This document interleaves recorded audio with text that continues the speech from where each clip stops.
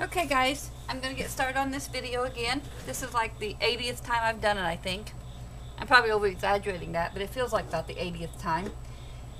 I thought I finally had it fixed the last time because I finally figured out what was wrong and making it blurry. And it was just a very simple button on my camera that somehow got switched to a wrong setting. And then I'll be darned if I didn't think I did it. It looked great. And then turn around and the SD card was full and chopped off the end of it. So I'm starting all over again for the sake of time because I do only have 10 minutes. I've already pre-stamped the card. We are going to make this card here, and I will tell you what I did in stamping it all. If you want a video that shows you the stamping of it, I will be happy to do that for you too. But I always want to show you the Sweet Treat cup tonight. And then if you want a lesson on stamping it and getting it all prepared ahead of time, like what I've done ahead of time, I'll be happy to do that for you. This is our Sweet Treat cup. These are so awesome to play around with, and I'll turn it to the side here hoping that you can see this and how it sticks up. They can be mailed in a padded envelope, and we do even sell those. So let's get started and I'll show you how to do that. This is my card I have stamped, and I will tell you how I started out. I have done it in pumpkin pie cardstock, and I cut my cardstock so that I could have a card that measures 5.5 by 4 1/4. That should be pretty much a regular size card.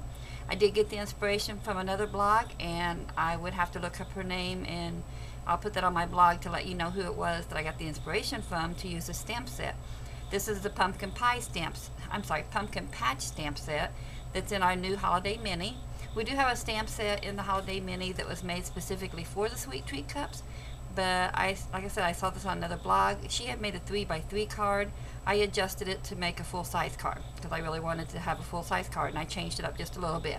But she did inspire me to use the stamp set, so I have to give her credit for that. Okay, so I have cut my pumpkin pie, like I said, 5.5 by 4 1/4 card. And then I have cut a piece of Whisper White, 5 1/4 by 4. And to give you a little tip on that, when you're wanting to layer something like this, all you need to do is cut down the size of it by 1/4 of an inch. So like this is 5.5, I cut this to 5 1/4. This is 4 1/4, so I cut it to 4. So anytime you want to layer like that, just remember doing it in 1/4 inches, and I think that would help you out in knowing what size to get. So the first thing I did then was layered my Whisper White on. And then after I had those two layered together, I didn't have anything else on it. I didn't have anything stamped on it. It was just my white and my pumpkin pie cardstock layered together. Then from the bottom, I took my 1 3/4 inch Stampin' Up circle punch, and I took it up as far as it would go. It'll stop, and then put it in the center of the card and punch through both layers to make my circle. Okay. So then all I would have now is my pumpkin pie cardstock, my Whisper White with a circle in the center. Okay, and then I punched these two pumpkins here from my pumpkin patch stamp set, and then I did the stem of it in our soft beige color, and then I did these little curly cues in garden green. These are all parts of the stamp set, the pumpkin pie stamp set. Then it has a little grass stamp. So I went along here and did grass, and I kind of scatter. You don't want it to just be totally straight. And another little tip I will give you is to put a little scrap paper. Let me put a scrap paper here. All you need to do is just slide it behind here, behind your hole, and then you can go ahead and stamp your grass and stamp it over so that you can get some grass nicely around your hole there. It doesn't look like, you know, it kind of goes off, but it makes it look more natural. Okay? So then that's how I stamped all of that.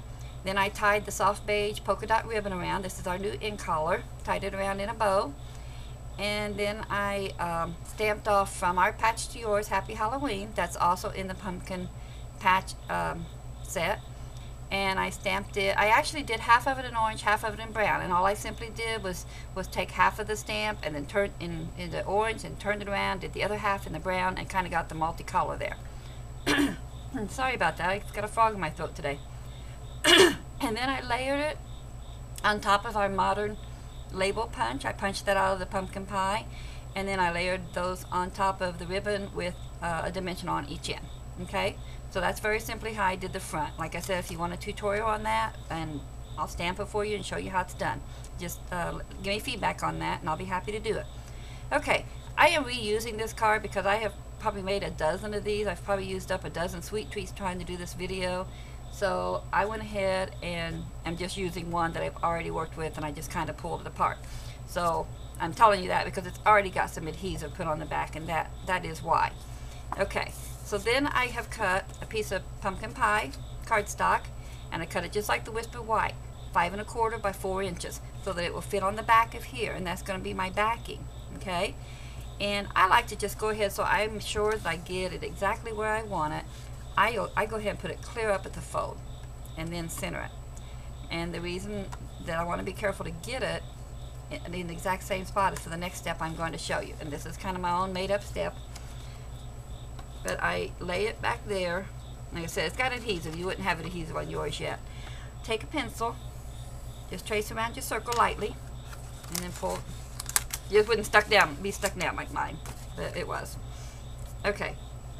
And kind of find a center point, and then take a hobby blade that's found on page 191, and we'll just, oh, I need to get something under that to protect it, and I don't have a cutting mat, so I got a little tray here I put under there. And then we're going to make an X, and we're going to make it through the center, not all the way to the line, not all the way to the edge of the circle, but just kind of cut you a line through the center that way. You may need to go over it twice. But that blade was pretty good, so that cut through once. And then do it again this way. And this is just a tip. Somebody else did have this tip on their blog to do this with a perforating blade, or a perforator, which I don't have. So I thought, well, I wonder how it would be if I just used our hobby blade, just a straight line. Well, I didn't stay too well on my guide there. I was just kind of using that as a straight guide, but kind of got off of it. But as you can see, then I've made an X. Can you see that? Where they would be able to get into that. And the purpose is so that they can get into the candy without tearing the whole card up. Okay? And I'm just going to erase my circle. It's very simple. I don't even know if you'd have to erase, but it doesn't show anywhere. I don't think you'd have to, but I just like to. Okay. Okay, so then here's my card. Whoops, wrong one. That's another one I was working on. Here's my card, and you're going to have your hole down here, okay? And if you put it right up at the top there where I said, and put it in the center, and I'm going to put some adhesive on the top, okay? I'm going to kind of go ahead and just stick it on there, and stick it down, okay? See, there's your X right there, okay? This is our sweet treat cups. These are going to be so much fun to play with this holiday season and all through the year even. This is how they come. You get 12 of them in a package for $2.95. Okay, so I'm going to take one out. Just kind of stacked in there. Like I said, they're a whole lot of fun. You could put anything in it, and I've got lots of different ideas to share with you. Okay, but tonight I'm going to put candy corn in this one. So, and you'll know if you overfill it because you'll have a bump in your card.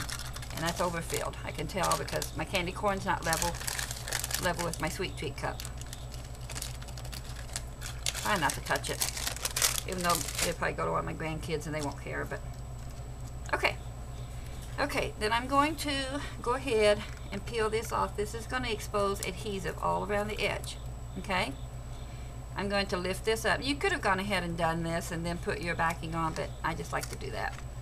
Okay, and then see how I've laid it in there. And I do already have, and you could have already had, adhesive on the outside edges. Kind of come in a little bit because your cardstock doesn't go clear to the edge. Yeah, I should have done this before I put that in. Just putting some fresh adhesive on. Okay, so put that in there. Then when you bring down your backing, it's going to stick to the back, the adhesive that's on the sweet treat cup, and then go around, and I kind of got my adhesive on the outside there. Go around and smoosh down the sides and the bottom so that your adhesive holds. So see, your backing is on there real good, and there is your card. And there's your little X so that when they want to get into it, they can just tear open this way instead of tearing the whole card up. And can you see that? Okay. And there you go. There it is with candy corn. Here's one, and this one has no faces. Some people don't like faces on the pumpkins. And you could do a different message even, you know, for it if you just wanted it to be a fall card.